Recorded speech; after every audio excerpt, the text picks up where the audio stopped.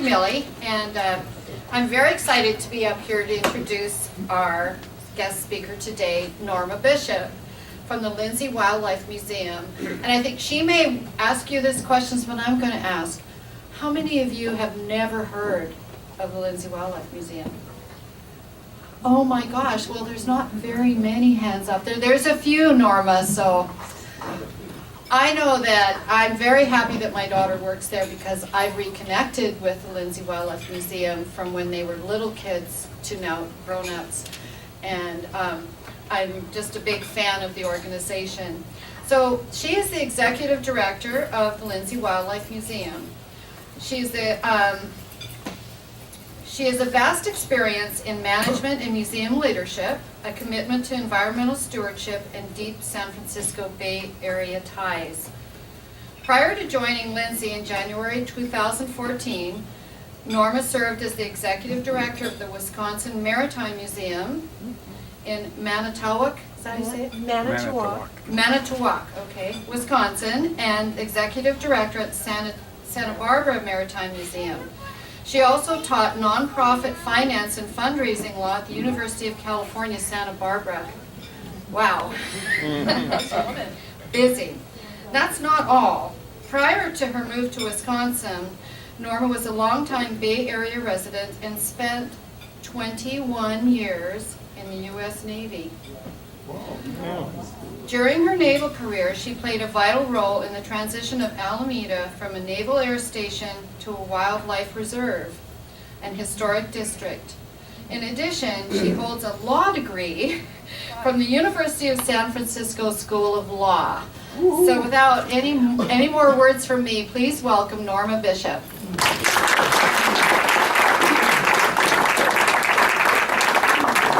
And Alan, I think they want to hire you. Thank you so much. Well, this is a great day. What an amazing club. This sure beats a day in the office.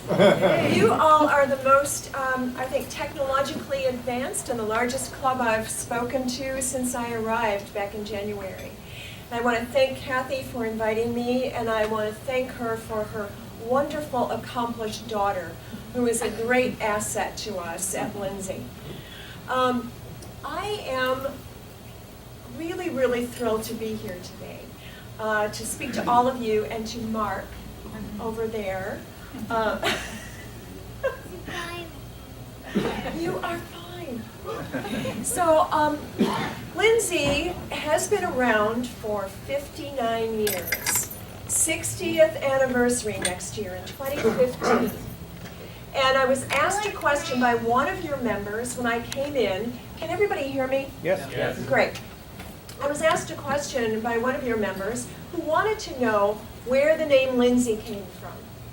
Well, Alexander Sandy Lindsay was a fellow, interestingly enough, who hailed from Wisconsin, along with other wonderful people like John Muir. But he came to Walnut Creek and started to acquaint himself with the local wildlife, inviting the neighborhood children into his garage to see natural history specimens and talk to them about living with wildlife. And that activity grew and grew and grew over the years.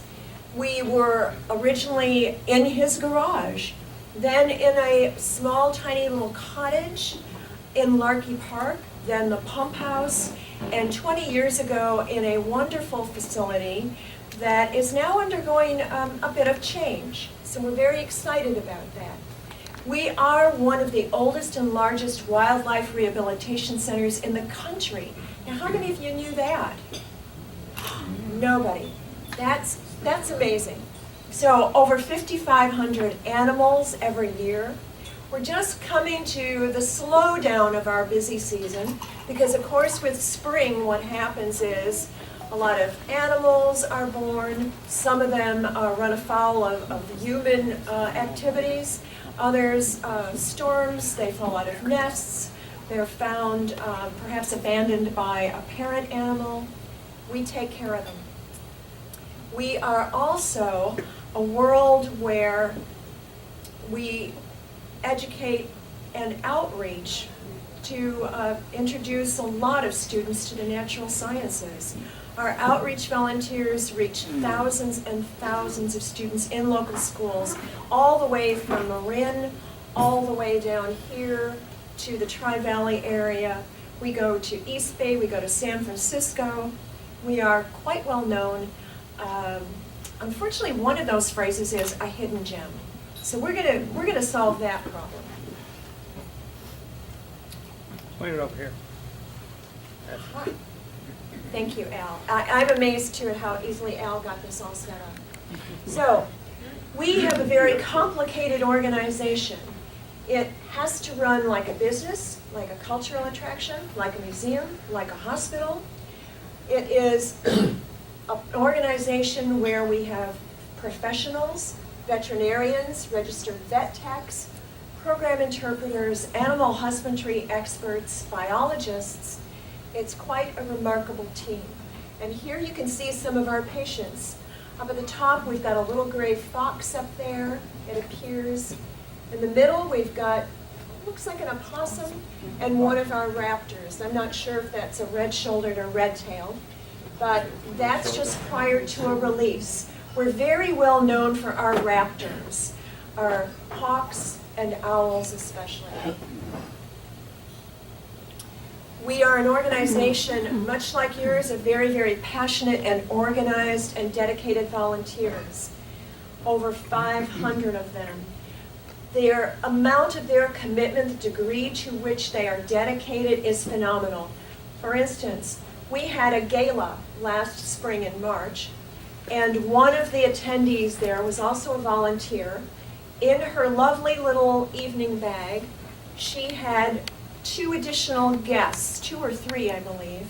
They were hummingbirds in a nest that had to be fed every 20 minutes. So she brought them along with her, and they were right there at the gala. Amazing, miraculous things, hummingbirds in their nests. Yeah. So there you can see our outreach. One of our volunteers who is cheerfully doing the laundry in the center there. And then in the treatment room, you can see some of the volunteers who actually admit the animals and treat whatever it is they have, whether it's an illness, an injury. Our interpretive guides. This is a great program. We have a program for high school age students who enroll.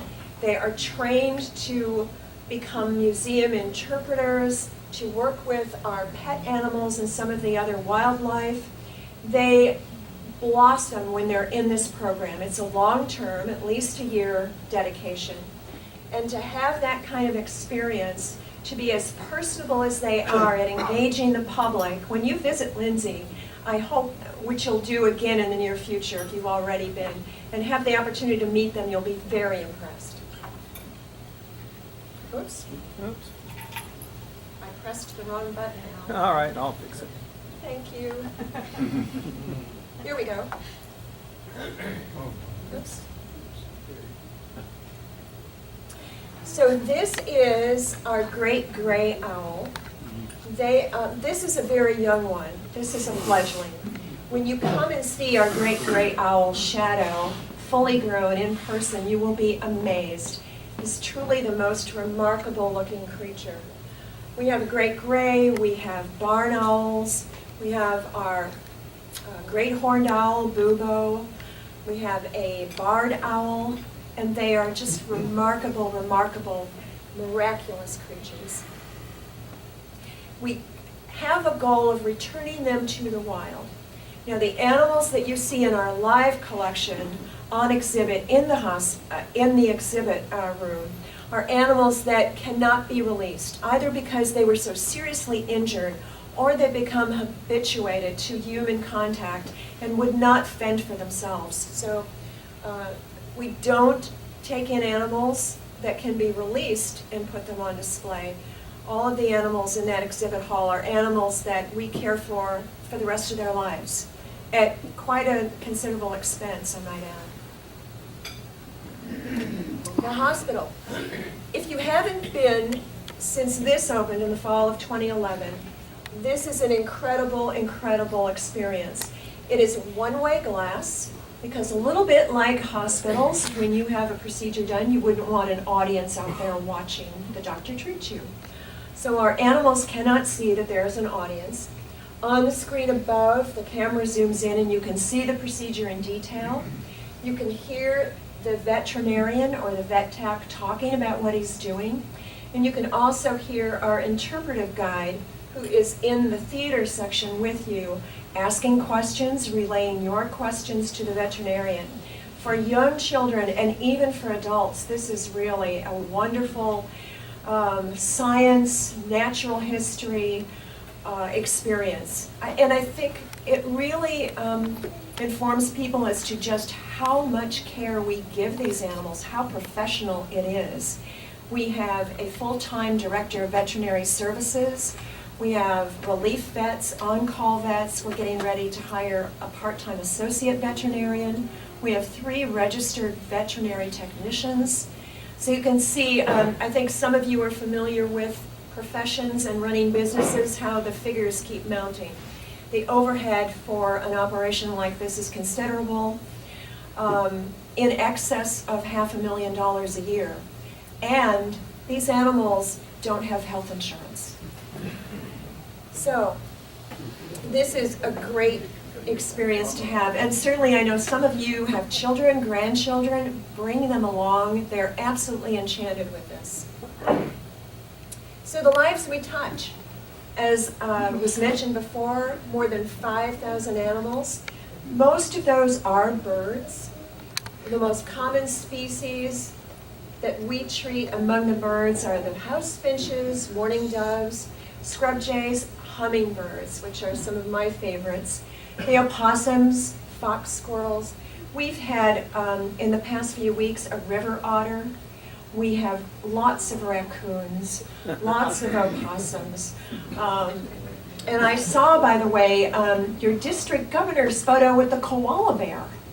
Well, I have some friends from Australia, and when they came to visit, and the raccoons gathered on the patio in the evening, they were absolutely ecstatic. We're enchanted with koala bears. They're enchanted with our raccoons. So you might suggest to him he should come to Lindsay and have a photo taken with a raccoon. There is some of our patients. These are probably turkey vulture nestlings. They're charming when they're young, aren't they? We think they're charming all year round. One of our resident turkey vultures is Richard, who is a female. They are very hard to identify. We thought about, registering her as transgender, but it's very difficult to tell. And then we have Diablo. So if you come, you'll be able to see them up close and personal. Here are some of our other patients. And I'm not going to tell you a lot about some of these because we're going to have a quiz at the end of this presentation. We do have a contest prize, so pay attention. This little creature up at the top left, I bet almost nobody will be able to guess what it is. Back. Well, there we've got another owl in the lower right. Look like that, actually. And this is someone who's just not too happy to be a patient. The next slide, we're going to come back to some of these. You can see the faces of Lindsay. What I love about being at Lindsay is that it's not just about animals. Let me explain just very briefly. I believe that what Lindsay does, and our mission is to engage people and inspire them to connect with nature. What that does is create a better world for all of us. We think about perhaps not using rodenticides in our yards. Bad for children, bad for pets, bad for our barn owls. We think about the impact we have in this fragile ecosystem we live in where there's so many pressures on our open space and our wildlife. All of them are unique. All of them are wonderful creatures. But we also learn compassion. I think especially when children show compassion for other creatures, when we can bring them into a world and show them why that matters, They become more compassionate human beings, not just toward animals, but toward each other. And I think that ultimately that's the real role that Lindsay plays in the world. Here's some more faces of Lindsay. These are some of our bird patients. And you can see the wonderful little nest up here in the upper right with hummingbirds. The amazing thing about hummingbirds' nests is that they are built with lichens, moss, and spider webs.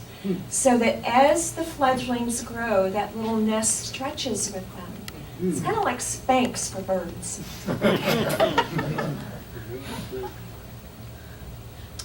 Here's another wonderful little creature. Really like something out of Star Wars. You know, these fantastic creatures. They're so symmetrical. They're so engaging. They're each of them miraculous. These are probably little swifts over here on the left. One of our owls being treated in the upper right. And again, another one of our patients. Here's some exciting ones. These are a little different. We're going to come back to these for the quiz.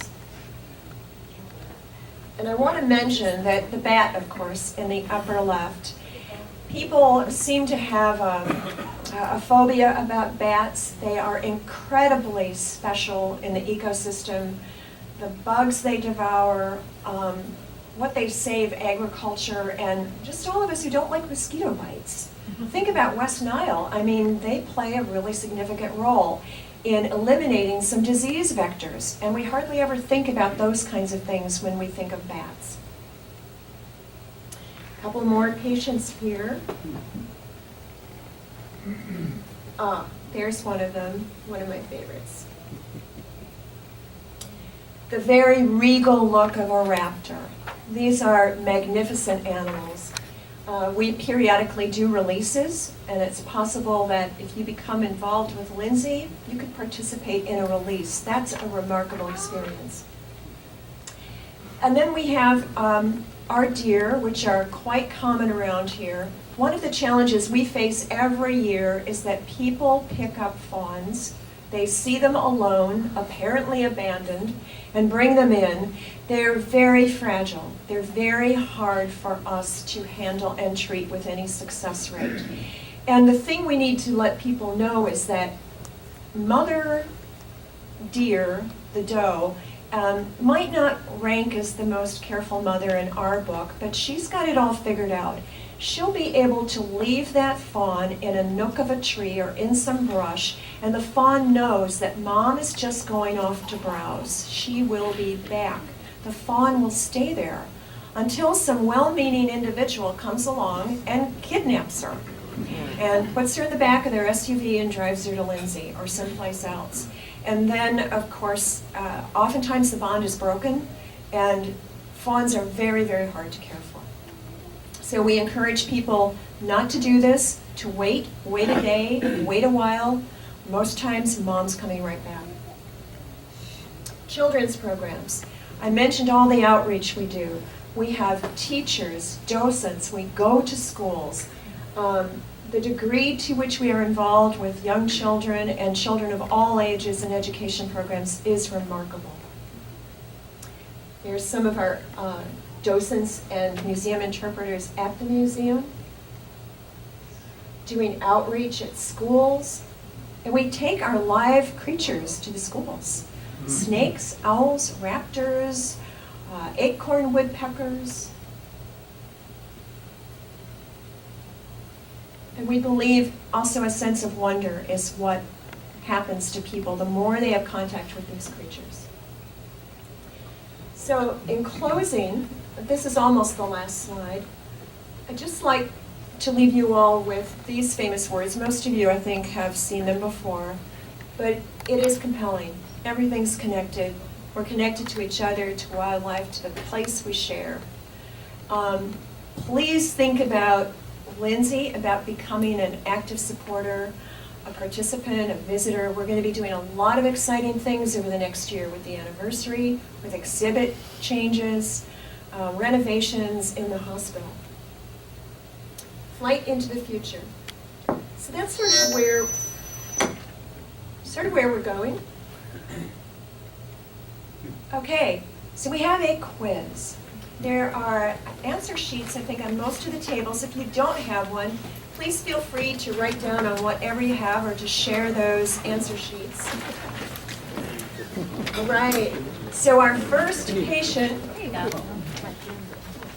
you all want to identify the first patient, the one who was not too happy. We actually have a very wonderful animal of this species in our live collection right now that you can come visit.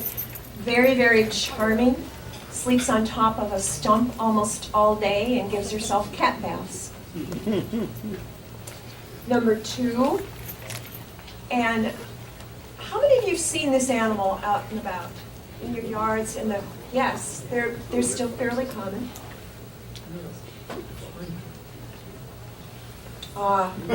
Here's the little charmer. So not pigeon-toed. What's the opposite of pigeon-toed? I forgot. Duck-footed. Not a duck. Number 4. If anybody needs me to repeat, I can go back and repeat. Number 5, we're getting a little tougher here. Can you see?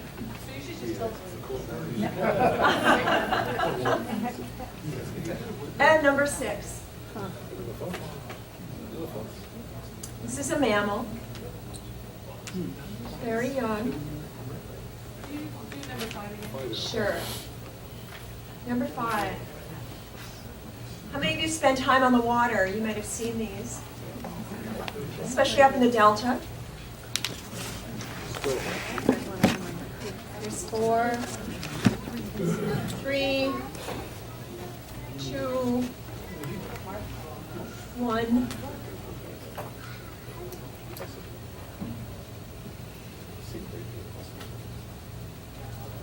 Okay, for the answers. Wombat. Wombat. Oh, no. Actually, number 1, yes, let's say opossum. The wombat thing is kind of a joke of mine. I'll show you why in a little while. Number 2, gray fox. Uh-oh. Number 3 was the turkey vulture nestling. 4 was the mole. I heard a lot of people getting that one right, that kind of funny star-shaped nose, the guy who eats your vegetables. Number 5 was a grebe. Or a grebe. Some people say grebe. Water bird. Very, very engaging. And number 6, I'll give you credit for fox or coyote. Sometimes it's very difficult to tell. So let's sort of work down from who got at least 1 right. Oh, 1 right. Oh, come on. Yeah. Who got 2 right? Start to see hands go down. At least 2. So if you got at least 1, which should be more people, at least 2, at least 3, you see more hands go up. This isn't making sense. At least 4 right. Who got 5 right? Oh, wow. Who got all 6 of them right? Well, I have a question, because I called the grebe a merganser, because they have those eyes. Technically, no, but Okay, how many 5.5. how many 5 right were there? Well, you know, I think we've got enough to go around, haven't we, Lizzie? Do you think so? No? Maybe down to 2 finalists. 2, okay, 2 It's a notable finalists, prize. okay. Can anybody identify, let's Mel.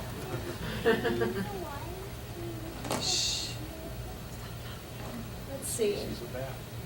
Can anybody, of those people, of those 4, Should we bring them up front? yes, yeah, let's do this. Come on We're gonna down. game show. Come on down. Come on. If you're willing to go through this contest, you need to come up front. Yep. You have 2 minutes. Okay. Yeah. You ought to know everything. This is an educational institution. We're very interactive. There's only 2. They won. Oh, no, there's a 3rd. 3. Okay, So who can identify, raise your hand, don't say it, who can identify the birds on the left?